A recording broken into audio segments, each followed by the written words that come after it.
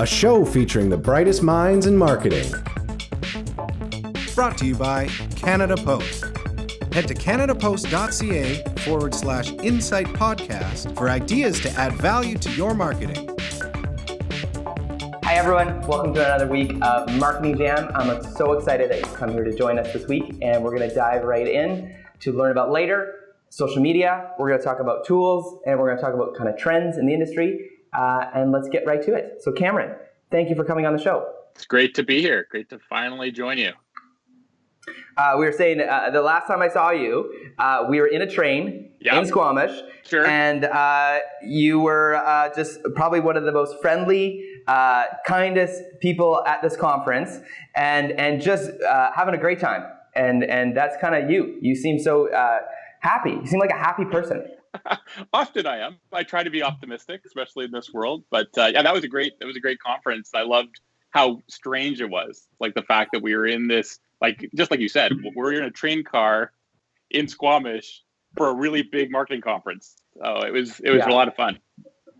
I think only in we often would have people from Toronto or New York come out, and they said only in BC could you gather hundreds of marketers to a train museum in Squamish. So a huge thanks to Marwick for being such a great partner over those years running the conference there. But those that are visually watching this, to your left shoulder, tell me about this art piece here and describe it for our listeners, and what do we got? Oh yeah, because we've got to make sure we describe it for the podcast listeners. So this is a piece by Andy Everson, and he's an Indigenous artist, local Indigenous artist here. And he did a series around Star Wars characters. So there's a Yoda, I think, a Darth Vader, and the one that I have behind me is a Stormtrooper, and it's titled Villain. But it also incorporates a lot of the Indigenous art of traditional masks. And the reason why I love the piece is I'm a big fan of the power of myth making and storytelling, and I just love the blend of these two things. So yeah, it's one of my favorite pieces. That's awesome. And then to your right shoulder, we can't neglect this last piece. Tell me what you got there. Well, my mom will like that. So this is from, we had a little secret cabin that we used to rent up Indian Arm. And so my mom came with two little girls. And so she brought a bunch of art stuff with her. And so this piece is like a painting of Indian Arm. But what she did is she put Chewbacca in the scene. So it's like a forest scene with mountains and sort of the ocean, and then Chewbacca's in the center. So as you can tell, I'm a big Star Wars fan and have been my whole life.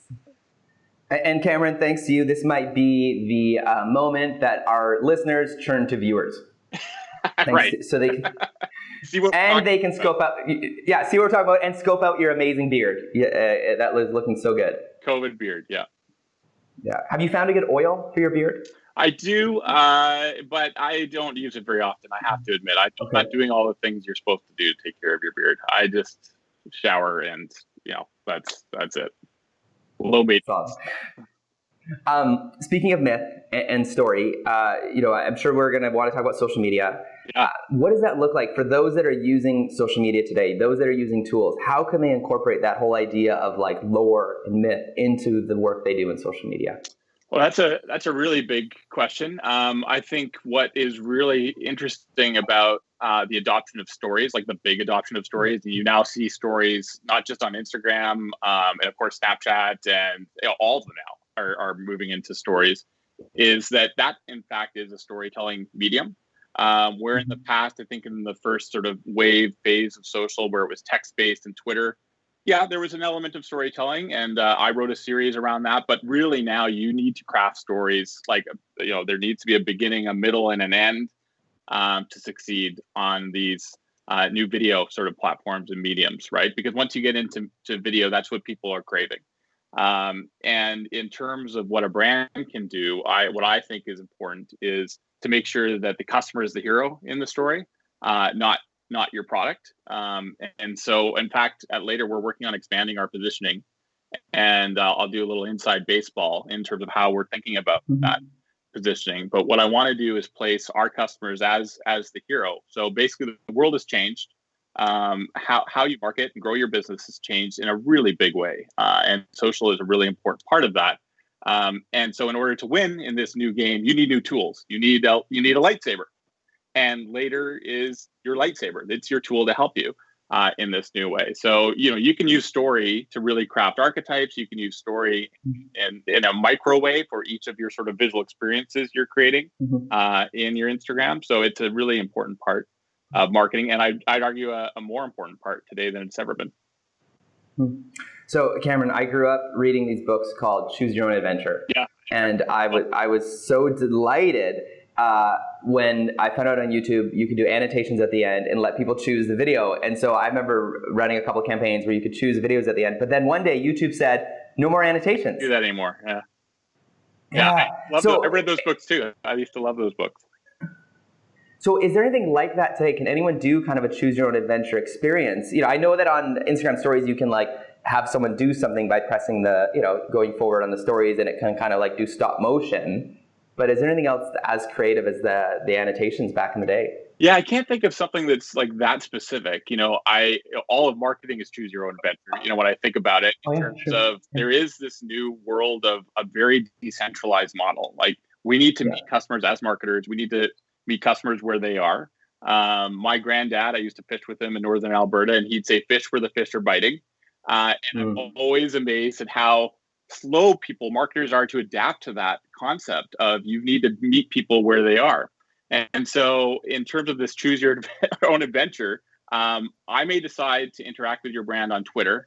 Then I'm going to go over to Instagram. And for me, I'm expecting you to be able to, one, give me a message on both of those, respond to be empathetic on both of those, but then drive me through an experience that you've crafted. And so in many ways, that is every customer is going on their own journey today. And you've got to just lead them to the right place. And almost every brand, if you think of them like a mountain, has multiple paths up to it. Some are blue, like Facebook, and some are kind of multicolored, like Instagram. And that's a really good way to look at it. But the important part is you don't control, you don't have the same kind of control you had before, right? It's not this is going to be top down broadcast. We have full control over the message, over TV, and then they go to a store, and then the game is about getting product, the right product placement on the shelf. With the growth of direct to consumer brands, that has completely changed. Where the game has completely changed to building relationships, long-term relationships with customers. So that's a major shift. And speaking of which, someone who's in marketing right now, or someone who's doing social media marketing, or looking into doing it, there's a lot of tools out there, right? There's Hootsuite, there's Sprout Social, there's Later. Where does Later stand in the middle of all those kind of social tools that are kind of bombarding us to say, use our tool, we will give you an owl stuffy if you do, or whatnot? Yeah, so I think the difference is really our focus on visual and seeing this trend of the need to create visual experiences.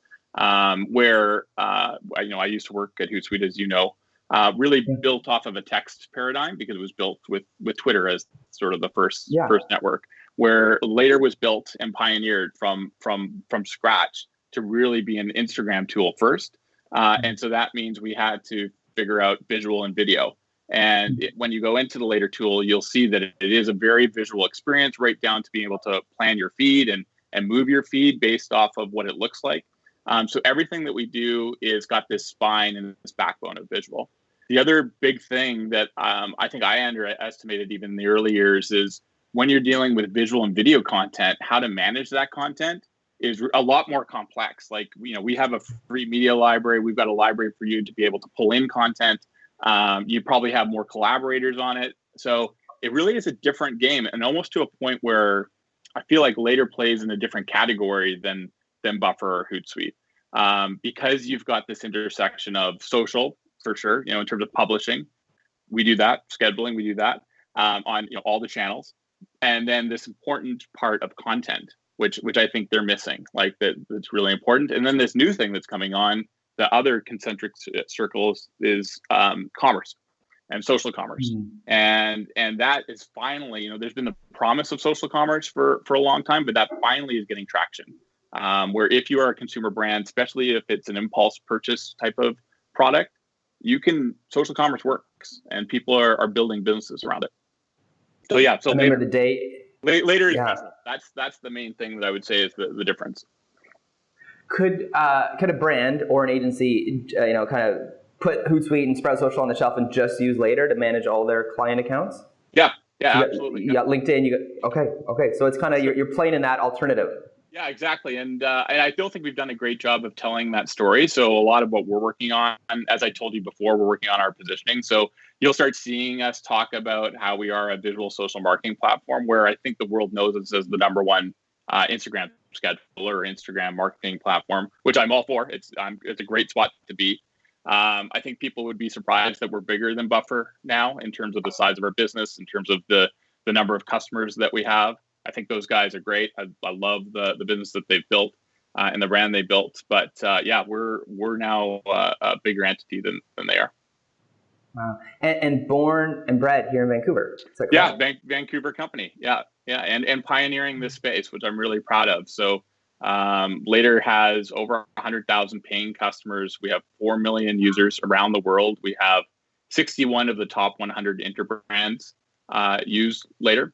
And we're growing at, the last 3 years, we've grown 10x in terms of the business. So we're 100 people now. And I think I just know most people in Vancouver don't, it just happened so fast. People don't know that that's sort of where we're at. So yeah, I'm really proud of what we built and really excited about where we're going. That's incredible. And tell me about the conference that's coming up that people need to hear about. LaterCon. Yeah, thanks. That's great. So we just announced our speaker lineup. We've got 25 awesome speakers. So I encourage everyone to search LaterCon. You'll find it. Yeah. We did it for the first time last year. We had 60,000 people register. And so my challenge to the team is 100,000 this year. And I'm surprised, and it's a testament to the team, but we're tracking to get 100,000 people registered for LaterCon. So over 25 speakers. There's no fluff. It's not a salesy conference. We want practitioners, and we want really to focus on quality. So I think we'll have up to 6 hours that day of quality content. We're gonna have speakers from YouTube, speakers from Instagram, speakers from BuzzFeed, speakers from Thrillist. Adobe is going to be there as well. So yeah, I'm really excited. It's amazing.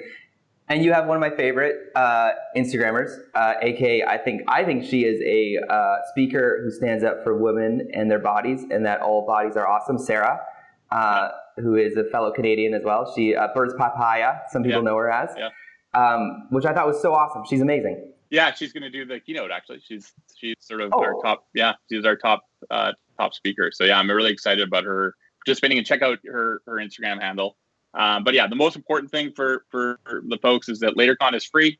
Just give your email and we'll give you the information, and it's 6 hours of good quality content. And that's what we do with all our marketing, which again is, if I have to give advice to marketers, is you've got to be generous, and you've got to make sure you're adding value. So if we're sitting here a year from now, right, it's 2021, what's kind of Later's contribution to the world of marketing and social? What do you kind of hope it's done? Well, a year from now, I think that we've got to get that story out there that we are a full social marketing platform. I think that's the first step. I think the next step of where we're going is really embracing this idea of visual experiences and helping people build these micro experiences, like whether it's a story, and you're doing that on multiple different platforms to create your brand. And when I look at our evolution we've done a really good job of helping companies grow from an awareness perspective of like how to get fans, how to get followers. Later's a tool to help you do all those things in a way that saves you time. But I think the next step is that commerce side. How do you help me sell things? How do you help me through the entire customer experience? And this is where I look to direct-to-consumer brands that I think are the ones that we should be watching, because I think they're doing it right. So, Glossier has created $1 billion company off of focusing on social and content. It's not a secondary thing that they give an intern to. It's the main thing that grew their business. And so we want to provide that kind of support for all kinds of businesses. The other really cool trend that I'm seeing is the growth of micro businesses or micro brands. And COVID has just accelerated this. The fact that if somebody has a passion and they have an idea, you don't have to build a website to start. All that stuff can be outsourced. I'm seeing companies now, some of our favorite customers are small, and they started with an Instagram account. That's how they started their business. Not with a website, with an Instagram account. You start with that, you build a follower base, you create an engaged community, by being honest and authentic and telling people how you do things and why you do things. That's all through social. That's all through visual experiences. And you create your business that way. And then, then you can figure out, how do I create a product that actually can add value to this community? So how businesses are being started in this sort of micro business trend is really fascinating, in that they're not starting, some of them are not even starting with a product, register domain name, get website, hire someone to build an expensive website. They're starting with, like, my buddy of mine here in Vancouver. Get this, he's got a Simpson meme cycling account on Instagram. So it's like an intersection of Simpson memes and the cycling world, which I'm like, that's a thing? And he's like, oh yeah, I've got thousands of followers. He goes, now I'm selling stickers and t-shirts, and this is just off the side of his desk, but it's a side business. So in terms of where I see us in terms of our mission, it's really empowering small entrepreneurs, small businesses to be able to do things like that. Follow your passion, build a niche, build a community, and figure out a way to make some money out of it. So I'm really excited about that. It's amazing. So speaking of commerce, I love that you're addressing this. So I remember the day when Instagram launched, where you could click on sections of the photo and you could buy right from Instagram, which was a big deal. For years, it was always like to know it, right? And it can be a third-party app. How does Later help with that? What's the role that you guys play in, like, tagging things properly and getting it connected to a store? So one tool that we have how does that's the been tool a help real them? success, and it's one of these things that's so simple that you kind of get surprised, but it's our link in bio feature. So like that, just this simple idea of how this world works, as you know, Instagram doesn't allow you to link out on your posts. You always are saying, go to my link in bio. So we've got a link in bio product. It actually is, we've got a free option too, so people can sign up right now. But that allows you to create a page that mirrors your Instagram account. It happens all automagically. So, you're linking your bio, you go to that page, and that is your Instagram account. So it has all the links that you want. So you don't have to change your link in bio all the time. It just goes. So that all happens within the scheduling app. Like, Amazing. You create the link, make sure that it goes to the link in bio. So we've got that tied to Shopify. So we've got an integration with Shopify. So because we're living in this world, as I mentioned before, that is like decentralized, some people and some products will make sense just to go to Instagram native, use their shopping, and you can do it all there. That's cool. And we obviously help you grow your Instagram account. But some people will want to drive to their Shopify account, and some brands that's going to be really important. And so link in bio, and we're working hard on building more features for that to really integrate into businesses, commerce, and e-commerce.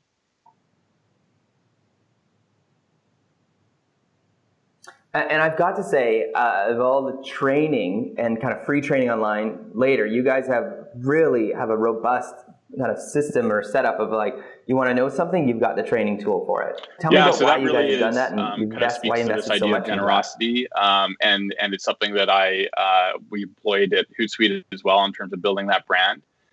If you're going to start thinking like a media property, right? This is what you've heard this for years in terms of this, what brands need to do.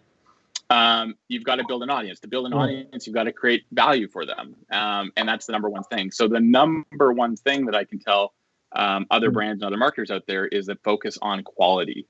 Like, not about BS, but that means that you got to hire people that really know what they're talking about. It's not about winning the search engine. That's a component of it. But the way you're going to win the search engine game is by writing the best content. And so, I've got a great marketing team of people that live and breathe social and live and breathe Instagram. So they know what they're talking about, and we hire freelancers if we need to in terms of their expertise, their real expertise. So no fluff. And so we put a lot of effort into that. And I really see it in a way, being a SaaS and being a freemium SaaS, it is all about building a long-term relationship with our customer base, even our free user base. So that means our content has to match. What does our tool do? It helps people in terms of adding value, of saving time, and being able to navigate this ever-changing, quickly changing world of social. We do the exact same thing on our content. It's something that's very complementary to the product. So it's something that we invest a lot in, and you just got to make sure you hire people that know what they're doing and talking about.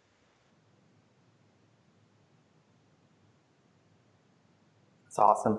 And now tell me about your relationship with Canva. Like, does someone still need Canva when they come on to later? Yeah, or do you so guys have kind there of are like some things Canva in which Lite we have built into your we have tool? integrations. Like we have integration with Unsplash that we just announced, and so we do have a media library that's Nice. free. You can put all your media there. So there is some overlap. Canva is a great tool, and we are talking to Canva as well. But there is this area in terms of visual content where, how much are you authoring? And there is some light authoring that you can do in later, and how much are you collecting, storing, planning, and later helps you with all those things. Yeah. So Cameron, I'm going to hit you with a hard-hitting question here. Sprout has the leaf. Hootsuite has the owl. What is Later's? That's a great question. It's an alligator, mascot of course. It's an alligator. It's Thank a you. later gator. Yeah. Is there a later alligator?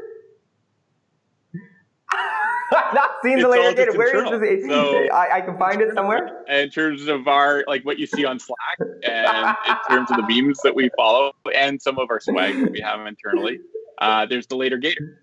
Yeah. So, and then we also have a Hack Week thing that we do every sort of 5 months as a team. So one of the last Hack Weeks, a team created a really cool remote video conferencing tool. So it basically is a robot that will go through the office for our team that's remote and find the person that you want to talk to, and then kind of tilt up, and you can then talk to the person. Super cool idea, and it's amazing what like these people can build in a week. But that was a gator. So they created the robot, but the brave robot was an alligator with the eyes and the teeth. So that's our later gator. Now, will you see a mascot of an alligator at LaterCon in 2 years from now? I don't know about that. I'm not sure whether I'm doing a mascot again. Yeah. That is amazing. So we started off early days as a Hootsuite agency. Random fact, at early days when it was still in vogue, I on occasion would volunteer and dress up in an owl costume, like the original Owlie outfit, and go to events and try to promote Hootsuite. That outfit. When I was... Yes, the original, yeah. And then they got a new one, which was way nicer. It was like they upgraded it. And I was like, dang, man, I was in the old one all these times. And I'm like, I do not want to put on that stinky costume, the one that you wore 4 years earlier and had never been washed. Yeah. Oh man, I don't know who. Maybe dry cleaners can wash it. I don't know. Yep. But we then switched over to Sprout to give it a try. So we were in Sprout for a while, and then we just realized like the contract was robust and it was crazy. The glitches were still happening throughout it, and then the customer service wasn't at the level we had hoped. So we are actually on the search right now. So as an agency who's looking and we always just looked at like, hey, do you go to Sprout or Hootsuite? Those are the two biggest. But if we look at later now, you're saying, hey, our UVP is that, hey, we're visual first. Right. We have everything those other two can do, but we're more visually centered. Would you say that? And I don't want to spend a lot of time talking about competitors. They all do good things, right? And Hootsuite's focused on the enterprise. If you're an enterprise company, of course. I love Hootsuite. They're awesome. Off you go. Sprout 2, for the most part, is focused on enterprise, and that's where their growth is going to be, and that's great. They also are a good tool for many different things. But if you are a consumer brand where visual is really important to you, that Instagram is one of your primary channels, you've got to check out later. You've got to check out later. Yeah. Okay, that's a great way. But if you're like, maybe, man, I just need a tool that can manage my Twitter and my LinkedIn. Maybe those other two depending on your size, would be fine. It might be a better option. But my argument is the world is visual today. It's going to be even more so. And the trends there are it's just a different medium, and it's the software that you need to manage that is just different. And so you don't want to be in a platform that's their paradigm is a text-based paradigm.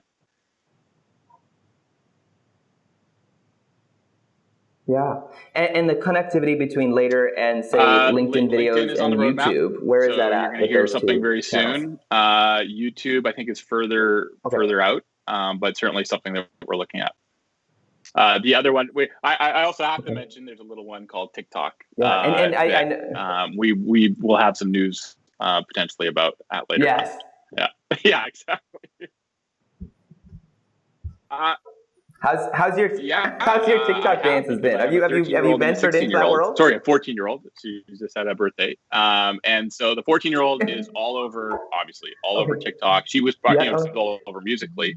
The really interesting thing with her, she never, it's all in her drafts. So she never posts anything, but she loves creating.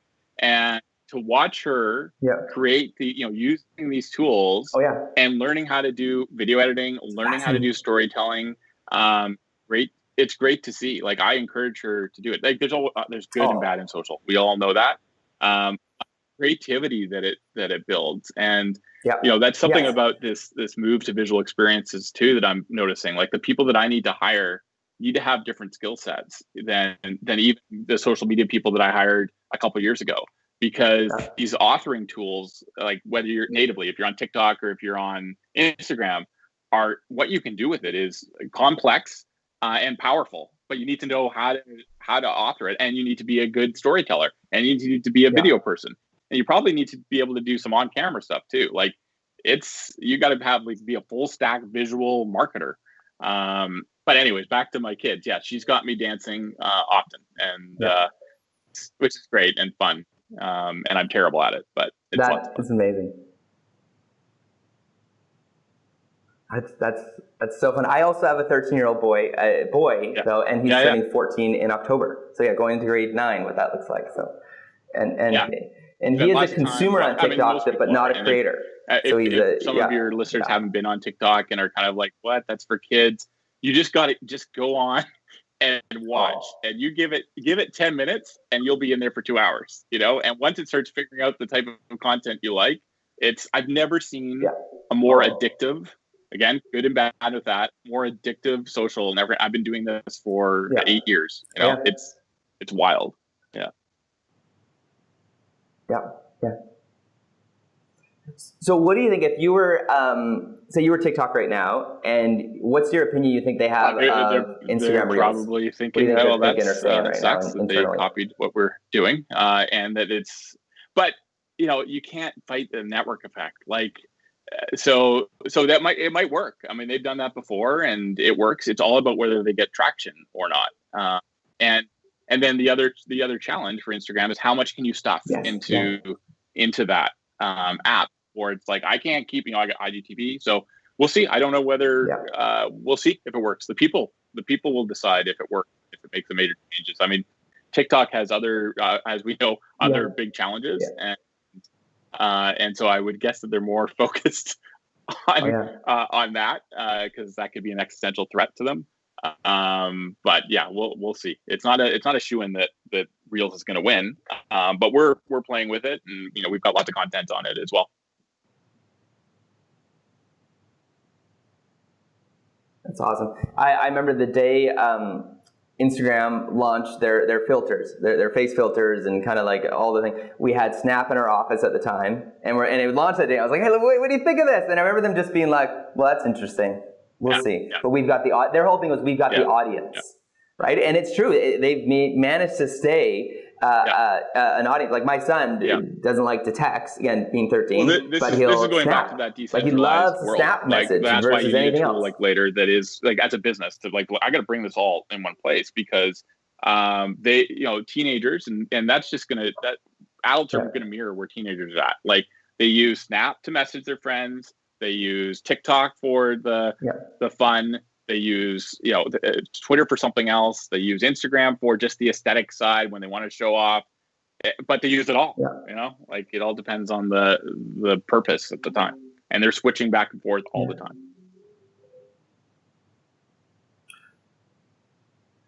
So we thought it'd be funny to do a video about speed dating, all the social media channels. And so we personified all these channels, and we kind of did a POV of what it was like to date Instagram or LinkedIn and that kind of thing. So where do you think Later's role, if there was a speed dating and all the social media channels showed up to do a speed dating, what's Later's role? Are they the organizer? Are they the facilitator? Are they the matchmaker? Yeah, I love all of them. I love them all equally. because and the other really interesting trend that I'm seeing is the pace of change. Like the fact that, back in the Hootsuite day, you'd have a new social network pop up, Peach or whatever, and it would come and take some time and you'd see, and then it'd go away. Like there was a couple of. Yeah. Oh. Yeah. I mean, there was just so many. Meerkat. Now, Meerkat. what that would be sort of months or whatever. Now it's all like weeks in which things are changing. So you need a partner when you're looking at an agency, or if you're looking at a social platform like Later, that's a pioneer, that's in the front. Like that's why I'm so excited about TikTok. Yeah. I don't know what's going to happen with TikTok, but we got to try, because it's our job to stay in the front of what's happening. Yeah. Because in that speed dating sort of scenario, there's another great looking person that has a great catch that's going to come through that door. And sure, like Quora. I mean, who Quora knows? Or it's WeChat, not like TikTok maybe came out of nowhere. It was Musical.ly for a long time, but then just boom, it's a thing you got to pay attention to. So I would, if I have to predict, we're going to have another TikTok. I don't know when, I don't know which one. And so you've got to be on top of it, and you've got to be on all these new channels, because the other thing I've learned through my 8 years specifically being focused on social is, when there is a new channel that has an audience to, you've got, again, this is shortening, but in the day you had about 1.5 years, 2 years to jump on that. And you could do great things by jumping on a network early, and being one of the best, because you get this exponential growth and you're seen as one of the best. And now you've got a huge, powerful channel. Now what has changed is that timeline. Like, oh, you got 1.5 years, go. It's like, now it's like you had 6 months, like to really build on this new channel. So I encourage people to try new channels and pick the ones that are going to work for you. But you need a partner that's going to help you do that.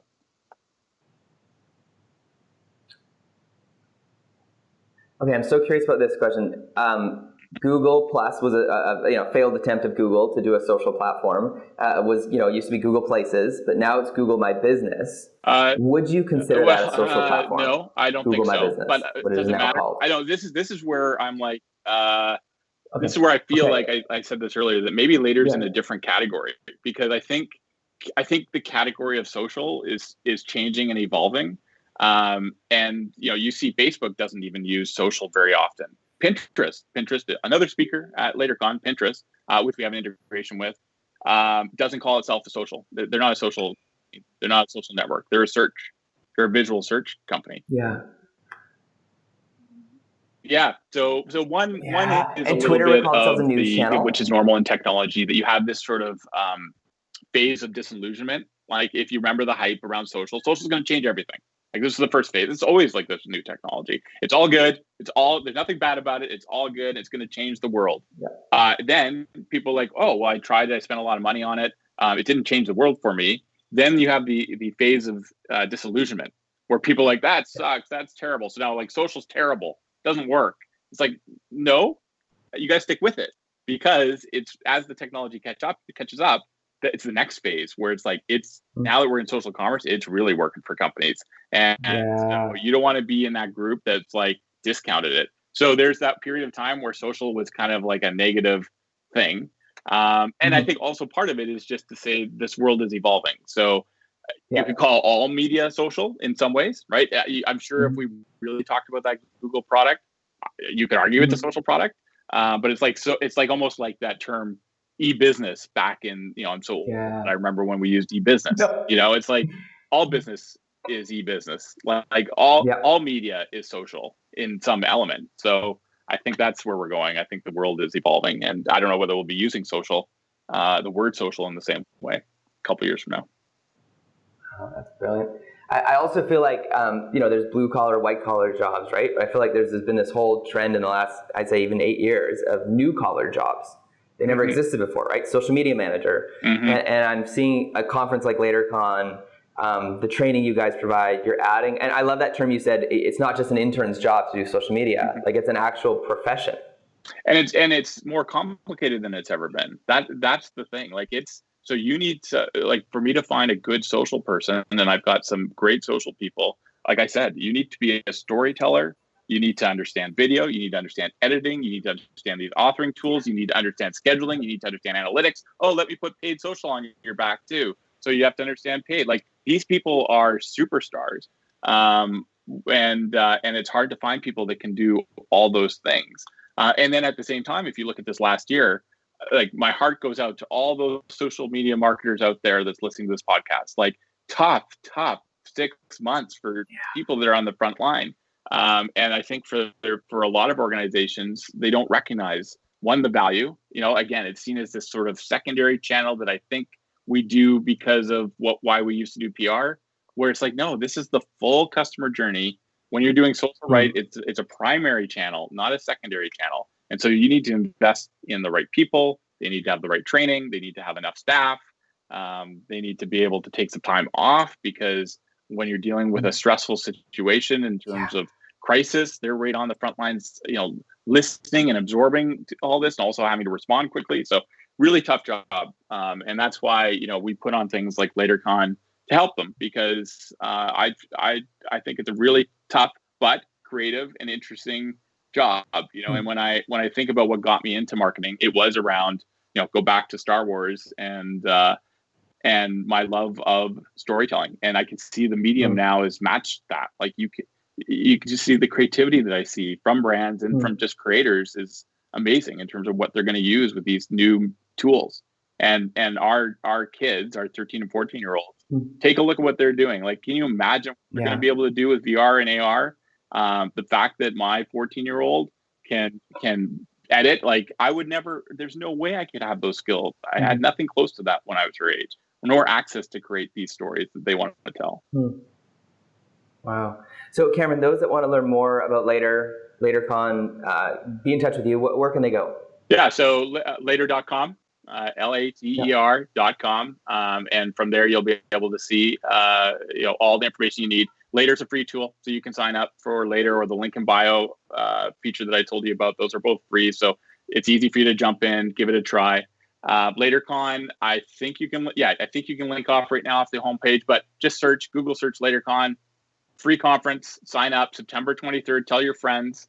Last one was great, and it's going to be 6 hours of just great content helping people. This is awesome. Cameron, thank you so much for joining us. Thank you, man. So good to spend time with you. Good to see you again. Not in a train, but over Skype here, which is very lovely. Nice. Thank you for welcoming me into your home. Yes. Thank you for welcoming into your office. I look forward to seeing you in person soon. Yes. Thanks, Cameron. Thanks, everyone, for joining us this week on Marketing Jam. All the show notes and links will be in the description, and we'll see you next week on the Jam.